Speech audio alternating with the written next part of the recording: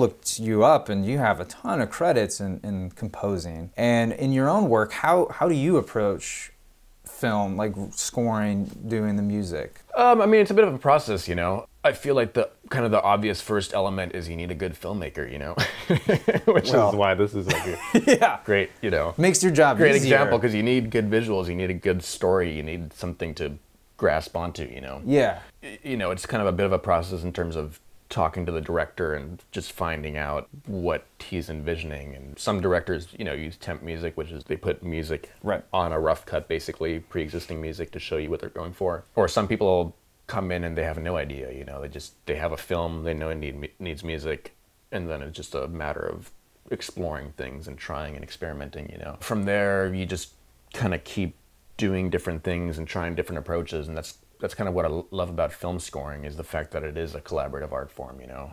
Yeah. Because I also do started with a lot of classical music before I got into film stuff, which is a totally different genre, because if you're just writing a piece, or even if you're just writing a song, you can do whatever you want to, you know. You can make the song as long as you want to, you can make it go up or down wherever you want to, you know. It's kind of an empty page at that point, you know. Right. But with film, I think it's cool because you are working with so many elements that you don't realize if you just watch a film, you know. There's a DP who's framing every shot and you know, working with lighting. There's the director, there's the actors. And then once you come on with music in post-production, you suddenly have this power to still change the scene, you know. You could kind of you can almost like tilt the scene from a different character's perspective, you know, or you can suddenly insinuate something that wasn't there before, you know. Or, you know, do whatever the director's kind of going for there, you know. But I think that's kind of the exciting thing about film music, you know. It's almost like the new form of opera or theater, if you think about it. Yeah. You know. Generally speaking, you come in roughly when picture has been locked, like editing's done for the most part. Yeah, for the most part. I mean, it varies also a little bit. Mm-hmm. I always like coming on as early as possible. Okay. Which is kind of the opposite of what a lot of other composers like to do. Most composers like to come in when there's a lock cut. Right. Because then they know they don't have to reconform music as the cut changes and so on. I like working on films where the score isn't totally obvious or just a genre, you know, from the get-go, where it's like, oh, I'm scoring a comedy, let's do this, you know. Right. But where you can kind of try and really do something artistic and creative with it, you know. So in those cases, I like coming on earlier because it gives you more time to experiment, and it almost gives you a chance to, you know, enter that process with the director and with whoever else. So there's some films that I started even when they were shooting or before they started shooting, which is exciting because in that case, you start to create a sound for the film. And then once they start editing, they're already editing to your score, which is cool. That is really cool. It's a different process, you know. Yeah. Different than if they make a film, they're editing to some other soundtrack, and then you're just trying to recreate that, basically. Has it ever happened where you create a piece and then they put it down and then the director goes, no, I need to recut this to emphasize this, like something else happens because all of a sudden they hear it? Oh, based on the score? Yeah. Usually recutting depends, I feel like, more just on the pacing of a scene. Gotcha. Or sometimes they'll, you know, do test screenings and kind of see how an audience reacts, or if something is dragging out too long and they, you know, do it based on that. But yeah, if I get involved early, sometimes it does change to that, you know, where it's like a piece of music just kind of works well and it, you know, gives a little bit of room for the scene to continue on without getting boring or whatever. Hopefully. Yeah. And generally, what's your instrument that you use the most when you first start composing, like come up with like, this is my idea? Every film kind of has a different palette to some degree. Okay. You know, I mean, there's things that are fully orchestral, there's things that might just be piano based for the most part, or could be some, you know, synth elements or whatever. Yeah. Violin is kind of my instrument that I learned or studied on the most. Oh, wow. So if I'm writing string parts, I often use that. Or just, as I think most composers, you just have a piano, you know, and write basic melodies or themes on a piano. But then for, you know, more creative or artistic or strange scores, there are certain instruments that I that I like to throw in when I'm allowed to. Yeah. Like, you know, on the Frontier Orange Eyes film that I did, we started with a lot, you know, orchestration and different things like that. And then at a certain point, I put in some harpsichord, which is kind of strange for that genre film in a way, you know. It just adds something different, you know, or something. I feel like those are the sort of things that I like to discover, you know. For me, watching it I mean, it didn't feel out of place because, like, right. I got a sense of Sergio Leone's films, right. spaghetti westerns, and that, you know, No, that's true. Yeah, there is. Yeah, that's actually true. I mean, there is. I feel like for some strange reason, harpsichords did have a new moment, kind of like in the 70s in that era a little bit, especially in those spaghetti westerns. Yeah, I love the way it kind of had these bombastic moments, right. but then it underscored the drama, and it was sort of a heightened reality type of a period piece. So I thought it all worked so well. And Thank you. And it could have been Oren's filmmaking, but I got a sense of Twin Peaks, which is kind of why I wanted to talk about this soundtrack with you, but just also get a composer's impression of how that whole world works. Because I edit, but I generally edit to music that's done. So I make my edit fit the music, but with you, it's like you fit the music to the edit, which is so interesting. Yeah, definitely. I think another thing, especially like working on things like the Frontier, for example, that I think is important and interesting, is I feel like nowadays there's a trend in film scoring, especially since a lot of people work with sample libraries and they're used to hearing this, you know, insane perfection of every note is like perfectly dead on, and mixing technology and recording technology and all this is so much better and easier than it used to be. Yeah. Whereas something that I like about these old scores, you know, is that there are these imperfections, you know. Also, if you listen to like a lot of Marconi scores from back in the day, there's things that you listen that sound like just mess ups, you know, where it's like, oh, that guy just came in and he's off rhythm and somehow he finds his way on, you know. Yeah. But why is that still in there? Right. But that's what I love about it, you know. There is, it almost adds more of a human quality, and I don't know, that imperfection I feel like is a big part of that, you know. And like the Frontier, we definitely tried to do that, you know. So like, instead of doing 100 takes and, you know, getting to the point where the session players are just like robots and there's no more emotion left, you know. Right. Sometimes using a first or second take, you know, because they were still exploring it, and somehow there's more, you know, emotion in there. Huh. That's really cool. Yeah. You reminded me of the composer for the first Terminator film. When he created that theme, he was using sequencers. Yeah. And apparently the meter or the time signature, like, people can't figure it out to this day, because it's the way the tapes were looping, they're not quite in sync.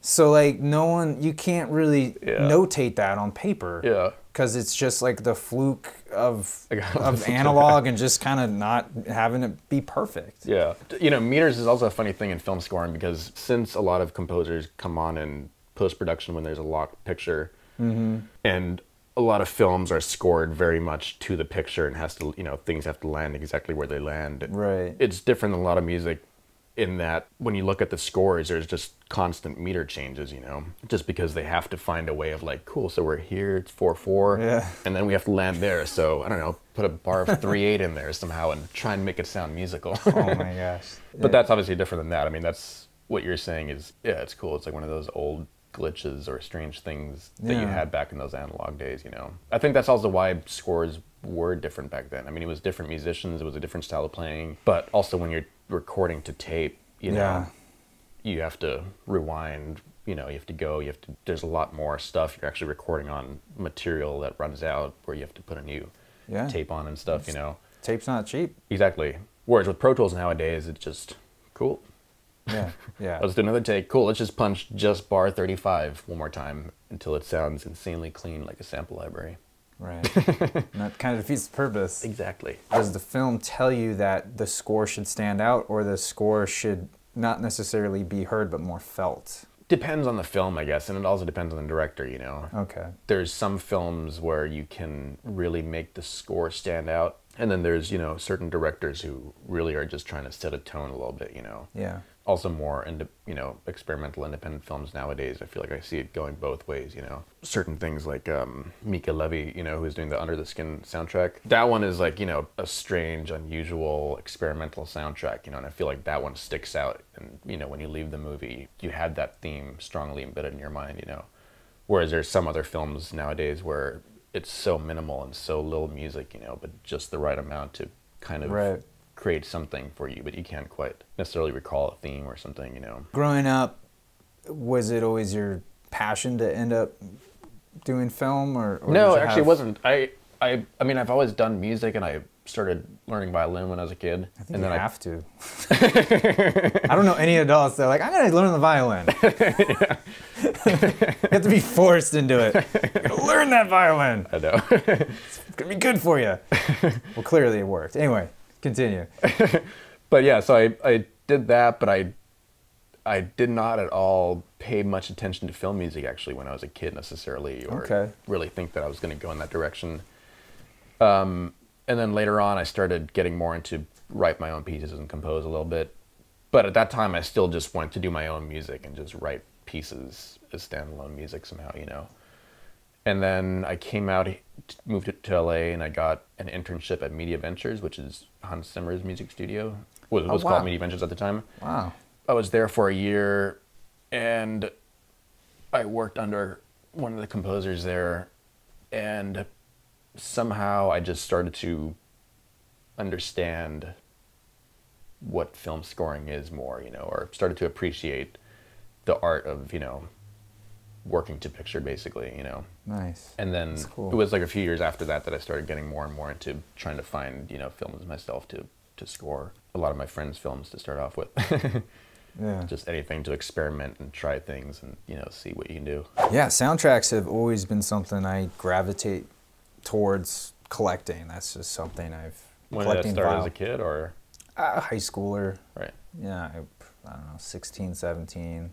I just always loved film. I knew I wanted to be in filmmaking in some capacity, and like soundtracks were just sort of kind of like the closest I could get to actually owning film. Right. Like the film of the movie. Right. Is there any specific score or soundtrack that you remember noticing first? Oh, yeah, I mean, it's John Williams. Oh, that, yeah. You know. Yeah.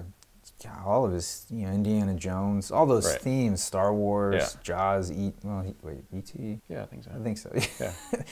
You know, all the, you know, he was like, next to Lucas and Spielberg, he was the next person I admired in terms of, you know, filmmaking. Like yeah, he's cool. It's funny also because I feel like he's obviously one of those guys who's from a totally different generation, but somehow brought in this more modern era of film scoring where you know, have much bigger productions in terms of, you know, bigger orchestras and more elaborate and stuff like that, you know. Yeah. But I've heard stories about how, you know, they used to work back then. A lot of those things they would like play out to the studio guys on a piano to the picture, you know, thematically. Yeah. Because back then you didn't have, obviously, sequencers like you have nowadays where you can kind of create the whole score with all the strings, the woodwinds, the brass, the percussion sounding pretty realistic already, you know. Wow, I didn't even know that. That's amazing. But I can imagine, with nowadays, I mean, they, samples, you know, you kind of create the whole thing as closely as you can to get approvals, you know. It's much easier for filmmakers to know what they're getting on the scoring stage because they hear the whole thing and they can say, oh yeah, I don't love the brass there, but maybe just, you know, that was whatever. Whereas back then, it's kind of like, this is the theme, and then you'll hear how it sounds with orchestra. Thanks for bringing that up, because I really wanted to ask you, I had, like in another past life, I had a stint as a trumpet player. Oh, cool. You know, in a concert band. Cool. You know, community band that marched in the summer. But one thing that always was amazing to me, or at least I thought was amazing, I mean, you have the conductor up there, and he's like reading ahead, and he's doing this, but all the different parts, but someone had to write all those parts. Right. It's one thing to be in a band and be like, okay, Billy, you're going to play the bass, but it's going to be like this, right? Okay, and then Jimmy, you hit the drums like that. I'm going to come in on the 4, and that's when the guitar, you know, it's like you're dealing with minimal instruments, but then you have all these different things. Like how does your mind think that way? Do you hear it? Yeah, I mean, you kind of should. I mean, I feel like with music, or at least maybe the way I think is like you kind of figure out some basic instruments that work for a score or that create the kind of sound that you're going for to some degree, and you find a theme first, or you find something about the music that works well for the picture. You know, it could be anything in terms of, it could be something, a rhythmic element, you know, or it could be the notes, or it could be the chords you go to, or, and then from there, especially if it's an orchestral score, then I usually kind of build from there, and you start to fit in the various pieces and try to figure out, you know, what each part of the orchestra does, you know. But also, I mean, if you're thinking of like, you know, scores like, you know, some of the early John Williams scores, or any of his scores really, I feel like the interesting thing about that is, if you consider the fact that, you know, people use a lot of temp music to figure out the direction of music, nowadays, because there's such a history of film music now, a lot of temp music ends up being music from other films, and I feel like that affects a lot the outcome of that score, you know. Whereas back then, the stuff that, you know, John Williams was referencing was all classical stuff, you know, like the planets and stuff like that. I was just going to mention that, Mars, right? Right, there's certain things where you listen to it and you're like, that's, you know, that's the Stormtroopers right there, or that's whatever, you know? Yeah. Which I think is cool, because I feel like it was less of a cycle of temping music in itself over and over again, but there was kind of more referencing other scores, you know? It's great to like study orchestrations of these great composers, you know, because they were incredible orchestrators, you know, and they really used, you know, each section of the orchestra and each instrument in such a, you know, beautifully intricate way, you know, where the winds are doing something and there might be a counterpoint just amongst the winds, and then the brass come in and the strings are doing something else, and, you know, percussion and so on. Yeah. Now for you, does every instrument have like a color? Kind of, yeah. I mean, different instruments obviously have their timbre, I guess, you know. Right. But then also, depending what range you use them and how you use them affects the color a lot, you know. Gotcha. You know, if you use a clarinet in its high range, it sounds very different than in the low range, you know. That's really cool that you have that mastery to plug in what you think will work, as opposed to someone like me and be like, I like it like this. Now, you actually put out a record, if I'm not mistaken. I think I have it somewhere around here. Let's find this guy. Oh, here it is. Here we go.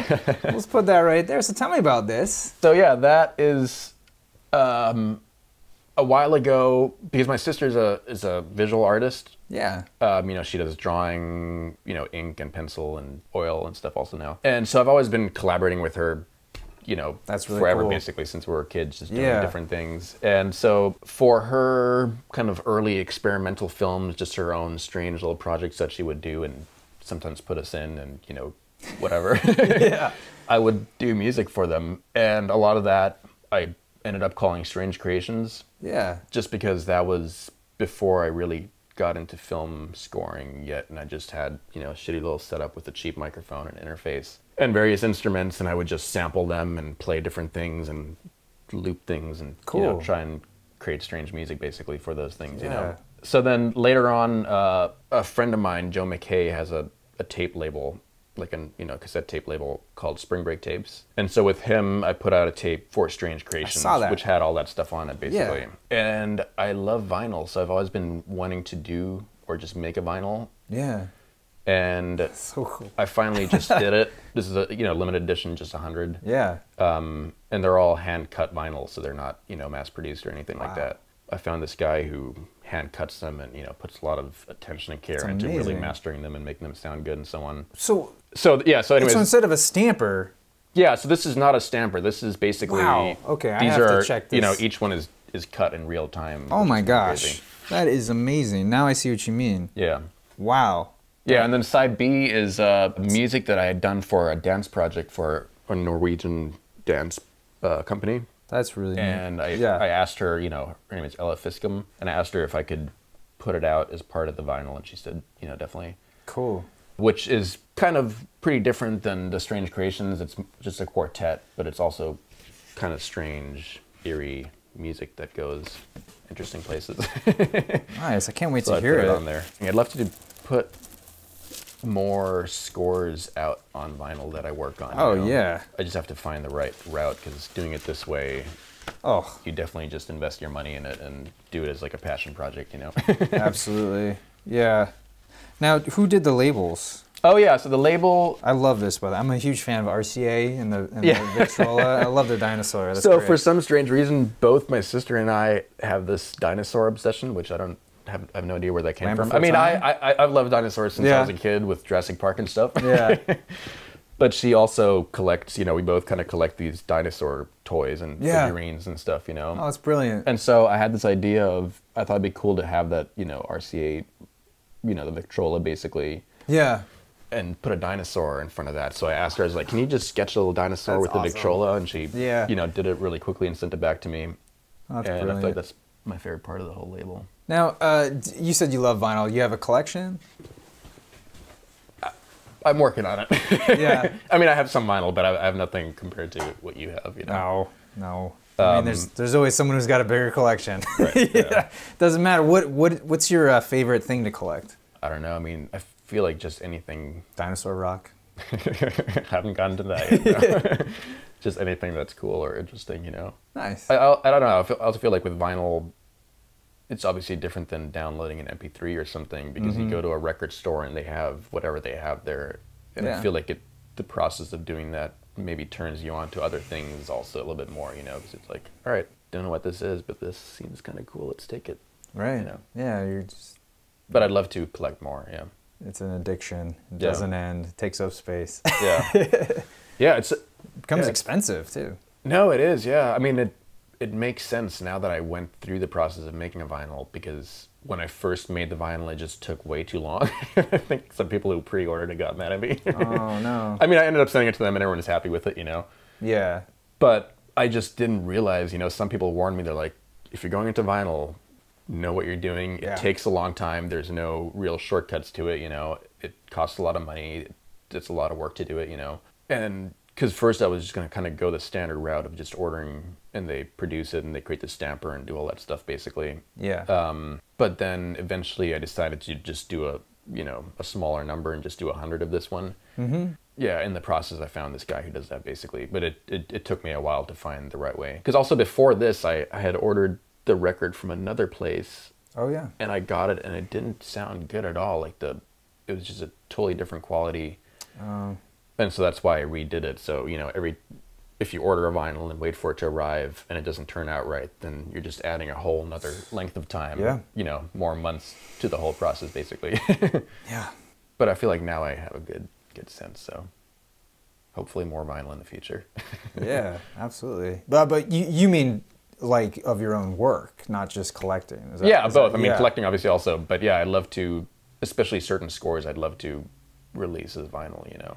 Yeah, it's also something cooler to, I don't know, to give people or to put out there, you know, instead of just sending something, telling someone to download your MP3. I know, or how do people listen to music? Stream, yeah. Yeah, most people are, it's just a stream now. Right. It's not even digital downloads, like what?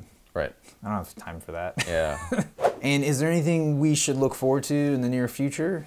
I don't know, a few different things. I mean, I'm working on a few projects right now that I'm finishing up. I'm doing music for a documentary right now. Nice. Which has a kind of a cool score that I'm into doing that's actually really interesting and creative. And yeah, is that different than a narrative feature? It is different. I mean, documentaries I feel like usually have less, maybe a little bit less room for creativity in terms of music. In a film, you maybe score slightly different, but there is still certain thematic moments, and there is a bit of, you know, working with, you know, similar themes repeating throughout the film, and, you know, figuring out a way for the score to, you know, build to a climax and so on. Well, thank you so much, Ali, for coming on the program. Yeah, really thank you. Appreciate it. Now, how can people get in touch with you, find out more about your work? My website is just my name. It's just www.alihelnwein.com, or social media. Most of it is just, you know, like Instagram /Ali Helnwein. Nice. Whatever else.